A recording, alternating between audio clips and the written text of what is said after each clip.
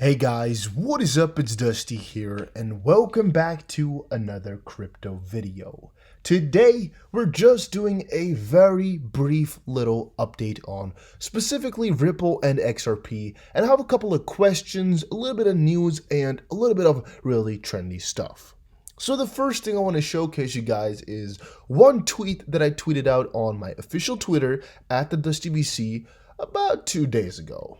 I put up, would you sell all your XRP at $1? And funny enough, this is actually one of the most trending tweets I have ever had because it got about 140 comments, which to me is actually pretty amazing. But now, one fun thing that I concluded from all the answers that you guys gave was that most people are just calling sellers at this point really quite stupid. And I like that, I like that quite a lot. Now, there's going to be people out there who are going to say like, yeah, and rightfully so, because I mean, $1 for XRP means, you're tripling your money from this point on. But most people are just calling me either stupid or have some other cool, graphs or gifs to kind of make me understand why you should not be selling. And I actually wanted to give my own personal opinion about selling at $1. But first, I would like to know from you guys, what would you do, right? Put it in the comment section. Would you sell all your XRP at $1 or would you keep it? Would you sell in parts? What would you do? If you commented down below and pressed the like button on this video and also maybe subscribed, I'll tell you what I would do.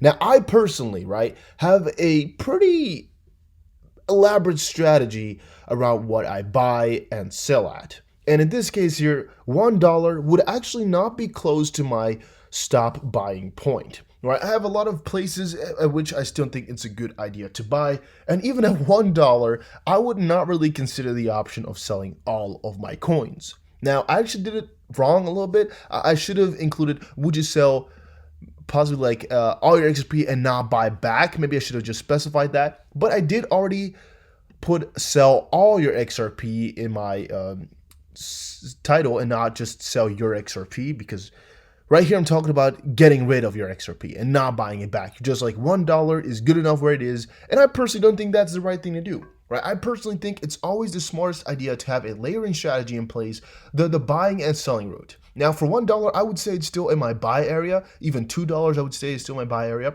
But let's say we're getting close to $4. I really think you should have a little bit of a sell strategy in place. So you're going to start taking profit little piece by piece. Now, that of course depends on what year it happens in. For example, if it happens within 10 years, there's kind of an opinion going out there that at that point we'll be able to buy everything with XRP, so you don't need to cash out. But for the moment, you might be very rich in terms of XRP. You might have $100 million, but if you don't cash anything out, you're never going to be able to buy anything. So from that perspective, right now, I would say any point that is, for you, let's say about 500% profit maybe, or way above any point you ever bought at, make sure you sell little bits to take profit. Otherwise, just keep holding through because times are going to be better.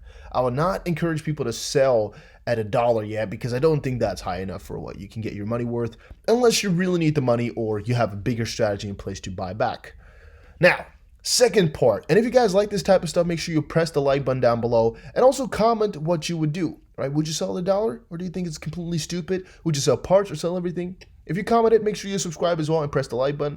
And now let's see the next thing, which comes from Blue Eyes, or the Blind X on Twitter. He posted, have you ever seen the Valentine's relic? And you can see right here is the relic, I guess. And, people are going back and forward on the situation. I would just like to say that this has a lot to do with Bearable Guy and, the XRP and Ripple riddles, and it's all going back and forward and yada, yada, yada. But I personally don't really attach any value to this type of stuff. Just honest on you guys, I personally don't believe too much in it unless one of you guys can really convince me that this stuff works or that you really have something out of it. Because how I'm seeing it right now is that these guys are making riddles purely for attention and maybe for some, I don't know, I don't want to say fetish, but then there's like one mysterious type of vibe to these people, which they, I think, like. Because in reality, if you're thinking about it, there's no benefits in sharing these riddles.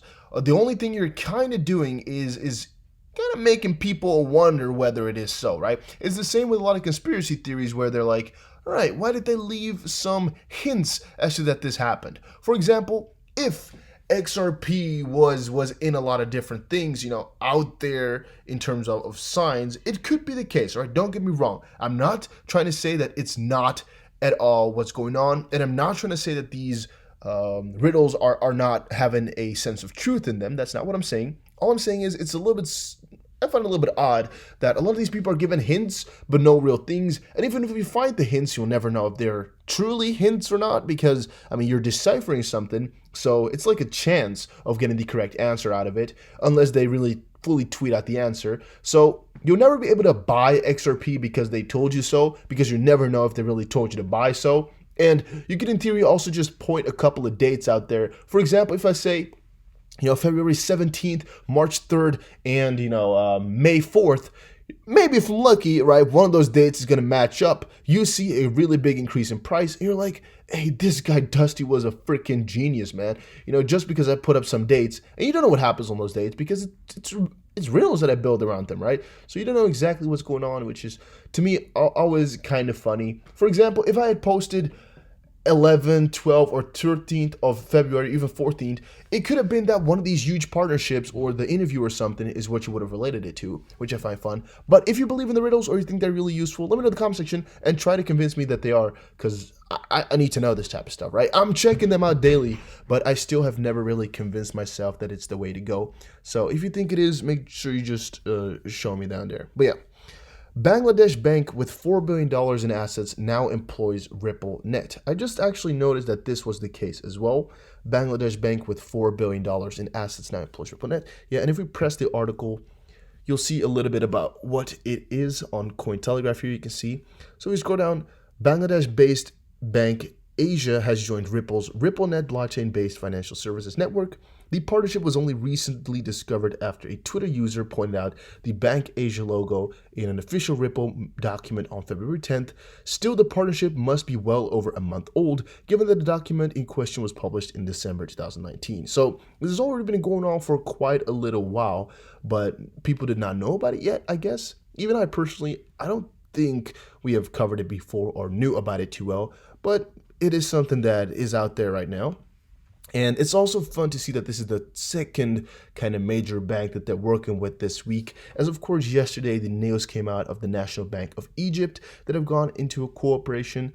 By the way, if you're wondering what this little thing is, I think you guys can see it as well, right? It's my mouse, and I don't know how to get rid of it. I've had it this is the second time this week where it's kind of stuck, and I don't know how to fix it, but in the description of the project, he writes that the aims to connect the bank into the Ripple network, where numbers of banks and MSBs are connected, and the result is a blockchain-based network facilitating real-time remittance transfers. That's pretty good. That sounds pretty damn awesome. To me, that sounds pretty damn juicy. Yeah. Another tweet here is actually from Julia Chatterley. And if you don't know Julia Chatterley, she's been quite famous right now because the interview has been done. She interviewed Garlinghouse for his first time, and to my followers, thank you for all your input. The interview will air on First Move Monday, 17th February, and full convo will be released on social too. So yeah, this is going to be pretty exciting. I'm pretty excited to see exactly what was in this interview, and I'm wondering what it would take to interview Garlinghouse. What would you need to do such a thing? To me, it's pretty cool. But yeah, they got their own show on CNN, I guess, right? So yeah, he came on there, did his interview. Pretty amazing, if you ask me.